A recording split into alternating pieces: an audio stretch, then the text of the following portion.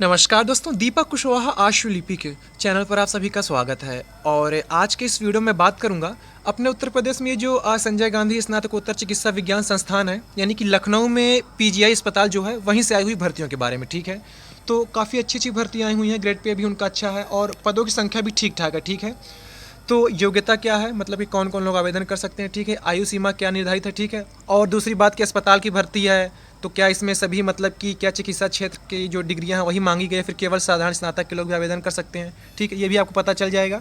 और परीक्षा का पाठ्यक्रम वगैरह क्या है, टाइपिंग फॉन्ट वगैरह क्या है। ठीक है, तो सारी चीज़ों पर बातचीत करूँगा, तो आप लोग वीडियो को पूरी ज़रूर देखें। और जिन भी लोगों ने अभी तक चैनल को सब्सक्राइब नहीं किया है तो पहले ऐसे सभी जन चैनल को सब्सक्राइब भी ज़रूर कर लें, क्या है कि ज़्यादा ज़रूरी। ठीक, अच्छा, 1 महीने पहले इसका ये संक्षिप्त विज्ञापन आया था, ये कटिंग आप लोगों ने अखबार के जरिए न कहीं देखी होगी। ठीक है, तो अब जाकर के इसका ये विस्तृत विज्ञापन आया है। हालांकि अभी ऑनलाइन आवेदन नहीं शुरू हुआ है। ठीक है, जनवरी के पहले या फिर दूसरे सप्ताह से आवेदन शुरू हो जाएगा। ठीक है, तो कौन कौन से पद हैं, पदों की संख्या क्या है, ये जान लीजिए पहले, उनका ग्रेड पे वगैरह क्या है। ठीक, तो सबसे पहले बात करूँगा स्टेनोग्राफर की। ठीक है, 84 पद हैं कुल। लेवल 4 ग्रुप सी की नौकरी है। लेवल 4 का मतलब कि 2400 ग्रेड पे की नौकरी। ठीक है, अच्छा खासा पद है। ठीक, फिर इसके बाद आपका ये है जूनियर इंजीनियर टेलीकॉम, एक पद है केवल अनुसूचित जाति के लिए। लेवल 6 4200 ग्रेड पे की नौकरी। ठीक, ये भी ग्रुप सी में ही आएगा। फिर इसके बाद है सीनियर एडमिनिस्ट्रेटिव असिस्टेंट, कुल 40 पद है। लेवल 4 ये भी 2400 ग्रेड पे। फिर स्टोर कीपर का 22 पद है। रिसेप्शनिस्ट का पद है 19, ये भी लेवल 4 ही है। ठीक है, सबसे ज़्यादा पद है आपका ये नर्सिंग ऑफिसर, 1426 पद। और लेवल 7 यानी कि ये जो आपका सहायक समीक्षा अधिकारी ग्रेड पे होता है 4600 ग्रेड पे, वही इसका भी है। ठीक है, ये हो गया। और ये ग्रुप बी, ठीक है, उसका पद हो गया। फिर इसके बाद आपका टेक्नीशियन रेडियोलॉजी है, 15 पद है। मेडिकल लैब टेक्नोलॉजिस्ट है 21 पद। टेक्नीशियन रेडियोथेरेपी 8 पद है। टेक्निकल असिस्टेंट, ठीक है, ये 3 पद है। जूनियर क्या है, ऑक्यूपेशनल थेरेपिस्ट 3 पद है। न्यूक्लियर मेडिसिन टेक्नोलॉजिस्ट 7 पद है। टेक्नीशियन डायलिसिस 37 पद है। ओटी असिस्टेंट, ये जो ऑपरेशन थिएटर में असिस्टेंट होते हैं ओटी, ठीक, तो उसके लिए 81 पद है। फिर सैनिटरी इंस्पेक्टर ग्रेड 1 ये 8 पद है। और ये CSSD असिस्टेंट ये 20 पद है। ग्रेड पे भी सभी का सबके सामने लिखा हुआ आप लोग देख सकते हैं। ठीक है, तो ये सारी चीज़ें हो गई। तो अब इसकी योग्यता के बारे में समझ लीजिए। अच्छा, एक बात और, आवेदन की अंतिम तिथि तक ध्यान रखिएगा, आपके पास योग्यता के संबंध में सारे प्रमाण पत्र होना चाहिए। ठीक है, कुछ बचा होगा तो नहीं योग्य माने जाएंगे आप। ठीक, तो ये हो गया। अच्छा, आगे बढ़ने से पहले आप सभी के लिए एक और ज़रूरी जानकारी। आपको पता ही है कि उत्तर प्रदेश पीसीएस 2024 की परीक्षा टल चुकी है। ठीक है, तो अब संभवतः ये परीक्षा आपकी अक्टूबर या फिर नवंबर में जा रही है, होने की मतलब चर्चा है। ठीक है, इसी तरीके सहायक समीक्षा अधिकारी की भी परीक्षा सितंबर अक्टूबर के आसपास या फिर नवंबर तक में हो जाएगी। ठीक, तो इसके लिए आप लोगों ने फिजिक्स वाला कोचिंग का तो नाम सुना ही होगा, ऑनलाइन क्षेत्र की काफ़ी दिग्गज कोचिंग संस्थान है। तो फिजिक्स वाला ने इसके लिए सक्षम यूपी पीसीएस फाउंडेशन बैच लेकर के आए हुए हैं। ठीक है, और इसी तरीके ये एक और संयुक्त बैच लेकर के आए हुए हैं, जिसमें पीसीएस 2024 के लिए मात्र आपको 4999 रुपये का बैच आपको लेना है, जबकि संयुक्त बैच के लिए इन्होंने शुल्क रखा हुआ है 1999 रुपये। तो आप पीसीएस 2024 और ये आरओ 2023 के लिए यहाँ से तैयारी कर सकते हैं विधिवत अच्छे तरीके से। ठीक है, इसी तरीके ये बिहार पीसीएस परीक्षा की भी तैयारी करवा रहे हैं। तो जो 17वीं बीपीएससी की भर्ती आई हुई है, तो तकरीबन 150 दिन कुछ बचे हैं आसपास। ठीक है, तो इसके लिए भी आप फिजिक्स वाला बीपीएससी वाला ने आपके लिए सक्षम 3.0 17वीं बीपीएससी 2024 बाईलिंगुअल, मतलब हिंदी अंग्रेजी दोनों के लोग यहाँ से तैयारी कर सकते हैं। और प्रथम 2.0 17वीं बीपीएससी हिंदी माध्यम, तो आप लोग यहाँ से भी, चाहे आप लोग बाइलिंगुअल हो फिर केवल हिंदी वाले हो, तो यहाँ से बिहार पीसीएस परीक्षा की भी तैयारी कर सकते हैं। ठीक है, बाकी डिस्क्रिप्शन में कमेंट में लिंक दे दिया गया है। ठीक है, तो आप जिस भी परीक्षा के लिए योग्य हो उस लिंक पर जाइए, ऐप डाउनलोड करिए, धुआंधार तरीके से तैयारी करिए। ठीक है, बाकी आपको कुछ अतिरिक्त और छूट चाहिए तो ये आपके स्क्रीन पर मेरा कोड है DK 500, आप इस कोड का इस्तेमाल करते हैं तो आपको 500 की और अतिरिक्त छूट मिल जाएगी। ठीक है, तो बस धुआंधार तरीके से एकदम जम के तैयारी करिए। तो इसकी योग्यता के बारे में समझ लीजिए अब। अच्छा, उसके पहले आप लोग इसके आवेदन शुल्क के बारे में जान लीजिए, काहे से यही झटका दे देगा, सदमे में लोग आ जाएंगे आधे से ज़्यादा। ठीक, इनका ये कहना है कि जो अन्य पिछड़ा वर्ग है, अनारक्षित और आर्थिक रूप से जो कमज़ोर वर्ग के लोग हैं, उनसे 1180 रुपया लिया जाएगा आवेदन शुल्क। ठीक है, अच्छा, सबसे बड़ा मजाक तो इन लोग के साथ है जो अन्य ये क्या कहते हैं आर्थिक रूप से कमज़ोर। एक तो आर्थिक कमज़ोर भी कह रहे हो और ऊपर से इतना ज़्यादा उनसे शुल्क भी ले रहे हो, गजब बेइज्जती है। खैर, तो ओबीसी, यूआर और ईडब्ल्यूएस इनसे 1180 रुपये लिया जाएगा, और ये अनुसूचित जाति, अनुसूचित जनजाति यानी कि एससी एसटी इनसे 708 रुपया, ठीक है। तो ये हो गया आवेदन शुल्क। बाकी अपने उत्तर प्रदेश में जैसे आपको उम्र में छूट मिलती है वैसे इसमें मिलेगी, ठीक। ये हो गया। और बाकी जो विकलांगजन हैं उनके लिए कुछ पद आरक्षित है 4%, और जो भूतपूर्व सैनिक हैं, ठीक है, उनके लिए 5, और स्वतंत्रता सेनानी जो हैं उनके लिए 2%, और ये जो महिलाओं के लिए 20%, ठीक है, तो उनके लिए आरक्षित है, ठीक। ये हो गया। आयु सीमा समझ लीजिए, कम से कम 18, अधिकतम 40 वर्ष, ठीक है, अपने उत्तर प्रदेश में यही है, ठीक है।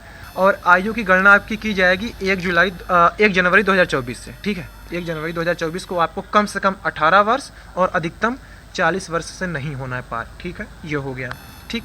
योग्यता समझ लीजिए, ध्यान समझिएगा, ठीक है। पहले बात करता हूँ स्टेनोग्राफर की, तो इसके लिए स्नातक होना जरूरी है, ठीक। दूसरी बात, हिंदी आशुलिपि या फिर अंग्रेजी। देखिए यहाँ साफ साफ लिखा है कि स्टेनोग्राफी स्पीड 80 वर्ड पर मिनट इन हिंदी और इंग्लिश, ठीक है। और का मतलब अथवा ही होता है, बाकी आप लोग समझदार होंगे, मेरी अंग्रेजी थोड़ा कमजोर है, ठीक है। तो या तो हिंदी या तो अंग्रेजी आशुलिपि का आपको ज्ञान हो, और गति वही रखी गई है कि 80 शब्द प्रति मिनट, ठीक है। जैसे बाकी जगह भी होता है कि अंग्रेजी के लिए 100 मांग लेते हैं, तो यहाँ बराबर ही है, ठीक। तो हिंदी के लिए भी वही गति है 80, और अंग्रेजी के लिए भी, ठीक है। अथवा करके है, दोनों आता तो अच्छी बात है, ठीक है। या फिर अथवा कर कोई एक हो तो आप आवेदन कर सकते हैं। दूसरी शर्त, 25 शब्द प्रति मिनट गति आपकी होनी चाहिए हिंदी टंकण में, और अंग्रेजी में 30 शब्द प्रति मिनट की, ठीक है। कंप्यूटर पर टाइप करवाएंगे, ठीक। बाकी चौथी शर्त ये कह रहे हैं कि कंप्यूटर पर मतलब आपको जानकारी होनी चाहिए कंप्यूटर एप्लीकेशन, ठीक। ये हो गया। फिर लिखा है कि नियुक्ति के बाद जो लोग मतलब कभी केवल एक ही, देखो अभी आपसे दोनों टाइपिंग करवा सकते हैं, ठीक है। तो इनका ये भी कहना है कि नियुक्ति के बाद आपको दोनों टाइपिंग आनी चाहिए। तो खैर आपके ज़माने में लोग टाइप वही सब कर ले रहे हैं, ठीक है। तो यही है कि नियुक्ति के बाद आपको जैसे कि आप हिंदी अंग्रेजी दोनों टाइपिंग आपको सीखनी पड़ेगी। अभी तो मान लो कोई एक आएगा तो भी काम चल जाएगा, लेकिन नौकरी लगने के बाद आपको दोनों सीखनी पड़ेगी। खैर वो हो जाएगा, ठीक। ये सारी चीज़ चल जाएंगी, और बाकी 2 साल आप परिवीक्षा के तौर पर रखे जाएंगे, ठीक। तो ये तो बात हो गई आशुलिपि की, ठीक है। इसके बाद आपका ये रिसेप्शनिस्ट का पद है। इसके लिए है कि degree from a recognised university, ठीक है, आपके पास स्नातक की वो होना चाहिए। फिर post graduate diploma in journalism या फिर पब्लिक रिलेशंस, ठीक है। ये हो गया। वांछनीय भी रखे हैं, उसको अभी आप लोग देख लीजिएगा, ठीक है। मतलब ये दो ऊपर का, ये दोनों अनिवार्य है। बाकी अगर ये डिजायरेबल में जो रखा गया ये भी अगर आपके पास है तो भी आप मतलब कि वरीयता देंगे, ऐसे करें समझिए, ठीक है। इसके बाद है नर्सिंग ऑफिसर, जो कि सबसे ज़्यादा पद 1400 कुछ है, इसी में है, ठीक है। इसमें यह है कि होना चाहिए ऑनर्स, ठीक है, नर्सिंग या फिर BSc nursing from a Indian Nursing Council recognised institute या फिर विश्वविद्यालय से, ठीक है। अथवा बीएससी पोस्ट सर्टिफिकेट या फिर पोस्ट बेसिक बीएससी नर्सिंग, ठीक है, इंडियन काउंसिल रजिस्टर वगैरह होना चाहिए। तो ये आप लोग देख लीजिएगा, ठीक है। फिर यह है कि registered as a nurse and midwife in state या फिर इंडिया नर्सिंग काउंसिल, ठीक। अथवा करके और भी दिया हुआ है, तो आप देख लीजिएगा जो भी आपके पास योग्यता हो, ठीक। इसके बाद है टेक्नीशियन रेडियोलॉजी। इसके लिए यह है कि आपको 12 उत्तीर्ण होना है, ठीक है, विज्ञान विषय के साथ, ठीक। ये हो गया। या फिर स्नातक आपको होना चाहिए, ठीक। मतलब 12 है, स्नातक नहीं, ठीक है। ये हो गया। फिर डिप्लोमा होना चाहिए आपका 2 साल का, वो भी किसमें, radiography techniques from a recognised institution, ठीक। ये और इसी के साथ ही साथ 1 साल का एक्सपीरियंस होना चाहिए किसमें, रेडियोग्राफर में। ये सब हो तो ठीक है, वरना आप बीएससी ऑनर से हो, 3 साल वाला कोर्स आपका हो, किसमें हो, रेडियोग्राफी में, तो आप फिर इसके लिए योग्य माने जाएंगे, ठीक है। ये हो गया। इसी तरीके मेडिकल लैब टेक्नोलॉजिस्ट का है, और भी तमाम तरीके के पद है। तो आप लोग इसकी आधिकारिक वेबसाइट लखनऊ SGPGI लिखिएगा आप लोग गूगल पर, SGPGI जो होम पेज खुलेगा पहला उसी देखिएगा, बिल्कुल ऊपर विज्ञापन रहेगा, ठीक है। आवेदन का इनको मतलब ये इनका ये कहना है कि जनवरी के पहले सप्ताह में संभावित है कि ऑनलाइन आवेदन शुरू हो जाएगा, ठीक है। और शुरू में आपसे ये तमाम चीज़ें स्कैन करके अपलोड करवाएंगे, ठीक है। जैसे कि आपकी ये मार्कशीट हो गई कक्षा 10-12 BA का जो भी आप लगाएंगे, ठीक है। ये हो गया। जात निवास को भी अपलोड करना है, तो ये सारी चीज़ें आप लोग अभी से स्कैन करके रखे रहिए, सब बनवा कर रखे रहिए, ठीक है। तो यही हो गया। परीक्षा समझ लीजिए कैसे होगी, ठीक है। इनका ये कहना है कि परीक्षा आपकी ऑनलाइन होगी, ठीक है। 100 अंकों की परीक्षा होगी, 2 घंटे के लिए 1/3 ऋणात्मक अंकन रखें, ठीक है। परीक्षा का पाठ्यक्रम ये है कि 60 अंक आपके योग्यता के संबंध में, ठीक है, स्नातक क्षेत्र से, ठीक है, वो रहेगा। और दूसरा ये कि 10 अंकों की सामान्य अंग्रेजी, 10 अंकों की सामान्य ज्ञान हो गया, ठीक है। 10 अंकों का आपका ये तार्किक ज्ञान, 10 अंकों की गणित होगी। इस तरीके करके कुल 100 प्रश्न, ठीक है, और 2 घंटे के लिए हो जाएगा, ठीक है। यो है। और इनका ये भी कहना है कि इन्होंने एक मानक रखा हुआ कि कम से कम इतने अंक तो आने ही चाहिए अगले चरण की परीक्षा के लिए, ठीक है। तो कम से कम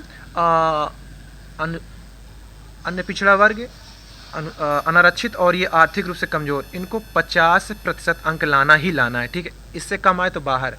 आपका ये अनुसूचित जाति, अनुसूचित जनजाति, इनके लिए 45% अंक, ठीक है, 100 में से। तो ये हो गया, ठीक है। और ये फिर इसके बाद इसी के आधार पर आपका चयन होगा। आशुलिपिक कौशल टंकण परीक्षा के लिए कोई अंक नहीं है, उसके लिए बाद में बताएं कि कितनी गलतियां माफ है, क्या कुछ, ठीक है। टाइपिंग फॉन्ट मंगल फॉन्ट मिलेगा और दूसरा कृति देव। मंगल में फिलहाल अभी ये नहीं बताए हैं कि क्या रहेगा, इनस्क्रिप्ट या रेमिंगटन गेल, हालांकि वो रहेगा। इनस्क्रिप्ट आप मान के चलिए और उधर कृति देव, ठीक है। टाइपिंग आपकी लखनऊ में वो जो क्या कहते हैं ITI कॉलेज है, ठीक है, वहाँ होगा, ठीक। और शॉर्ट हैंड भी वहीं शायद होगी जहाँ तक है, या फिर ये अपने PGI में करवा लेंगे, ठीक है। वरना टाइपिंग का तो कन्फर्म है कि वहीं होगा। अब साथ ही कराते हैं फिर अलग अलग एक का रिजल्ट दे के, खैर जो भी हो। तो यही सारी चीज़ें, ठीक है। लेकिन टाइपिंग टेस्ट आपका लखनऊ ITI कॉलेज में ही होगा, ठीक। तो ये हो गया। 3 गुना लोगों को बुलाया जाएगा दूसरे चरण की परीक्षा के लिए। जैसे कि स्टेनोग्राफर में 84 कुछ पद है, तो 3 गुना लोगों को बुलाया जाएगा इसके स्किल के लिए, ठीक है। तो यही सारी चीज़ें हैं। तो आप लोग इसकी आधिकारिक वेबसाइट पर जाकर के विज्ञापन पढ़ लीजिए। अच्छा, आरक्षणवार इन्होंने ये नहीं बताया कि अनारक्षित कितना पद है, अन्य पिछड़ा वर्ग कितना है, या अनुसूचित जाति अनुसूचित जनजाति कितना है, वगैरह वगैरह। ये बाद में बताएंगे जब इसके लिए ऑनलाइन आवेदन लेंगे, ठीक है। तो अभी के लिए फ़िलहाल यही है। और परीक्षा अगर एक से ज़्यादा पालियों में होती है या कई दिनों में होती है तो उसमें वही नॉर्मलाइजेशन, वही प्रक्रिया अपनाई जाएगी, ठीक है। आजकल यही चल ही रहा है। तो खैर यही हो गया, ठीक है। तो इंतजार करिए, जून में इसके लिए ऑनलाइन आवेदन शुरू हो जाएगा। और अभी फिलहाल के लिए आप लोग इसकी आधिकारिक वेबसाइट जा करके वहाँ से विज्ञापन डाउनलोड करके अपने स्तर से पढ़ सकते हैं, ठीक। तो ठीक है, आज की इस वीडियो में बस इतना ही था। पूरा वीडियो देखने के लिए धन्यवाद। जय बजरंगबली।